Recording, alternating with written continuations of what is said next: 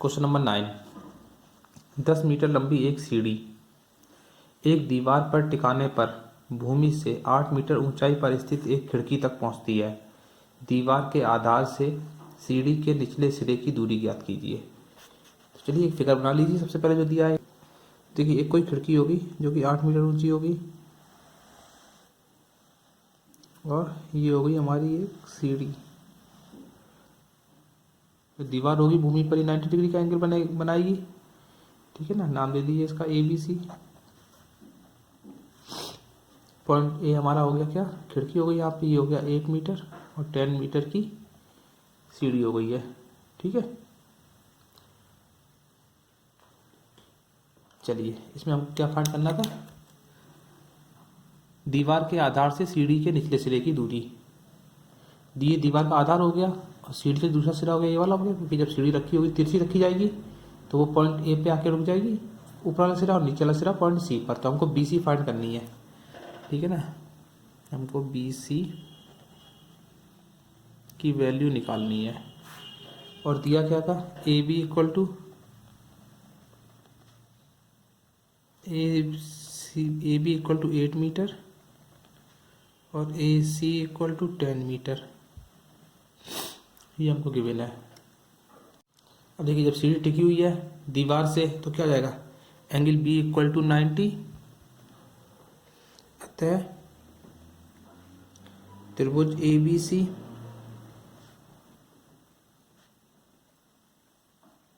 एक समकोण त्रिभुज है।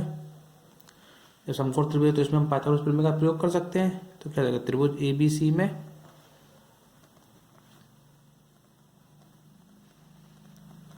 पाइथागोरस प्रमेय से कर्ण का स्क्वायर, तो 90 तक के सामने वाली भुजा कर्ण हो गई। AC का स्क्वायर इक्वल टू AB का स्क्वायर प्लस BC का स्क्वायर, वैल्यू पुट कर दीजिए। AC की वैल्यू 10 का स्क्वायर इक्वल टू AB की वैल्यू 8 का स्क्वायर प्लस BC हमको फाइंड निकालनी है।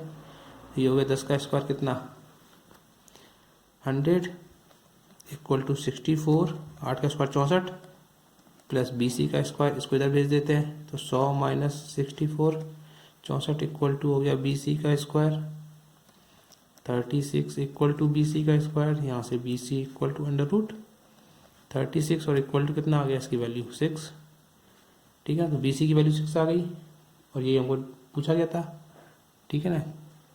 तो आप यहाँ पे लिख दीजिए, दीवार के आधार से सीढ़ी के निचले सिरे की दूरी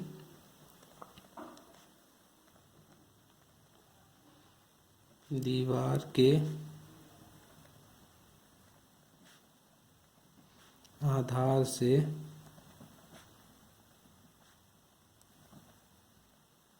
सीढ़ी के निचले सिरे की दूरी कितनी है, बराबर 6 मीटर। Question number 10। 18 मीटर ऊंचे एक ऊर्ध्वाधर खंबे, ऊर्ध्वाधर मीन्स होता है सीधा खड़ा हुआ, ऊर्ध्वाधर खंबे के ऊपरी सिरे से एक तार का एक सिरा जुड़ा हुआ है तथा तार का दूसरा सिरा एक खूंटे से जुड़ा हुआ है। खंबे के आधार से खूंटे को कितनी दूरी पर गाड़ा जाए कि तार तना रहे, जबकि तार की लंबाई 24 मीटर है। चलिए फिगर बनाते हैं इसका। Question number 10। तो देखिए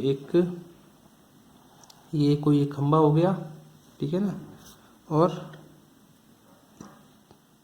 ये दूरी हो गई जहाँ पर हमने खूंटा गाड़ दिया है और इस तार को इस खूंटे में बांध दिया ताकि तार बिल्कुल तना रहे। तार की लंबाई हमको दी गई थी 24 मीटर, खंबे की ऊंचाई दी गई थी 18 मीटर, ठीक है। इनके नाम दे दीजिए आप A, B और C। हमको BC फाइंड करनी है कि खंबे से, ये खंबा हो गया, खंबे से कितनी दूरी पर खूंटा गाड़ा जाए, ठीक है ना। तो ये एंगल 90 का हो जाएगा, क्योंकि ये खंबा खड़ा हुआ था, खंबा दीवार पे ऊर्ध्वाधर है तो मतलब सीधा खड़ा हुआ है, ठीक है ना। तो जो चीज़ गिवन है वो नोट कर लीजिए। क्या क्या दिया गया हमको, AB इक्वल टू 18 मीटर और AC इक्वल टू 24 मीटर, ठीक है ना। एंगल B कितना था, एंगल B 90 है।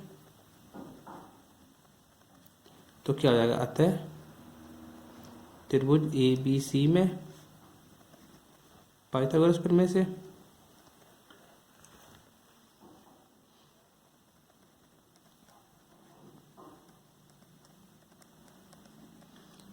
कर्ण का वर्ग AC का स्क्वायर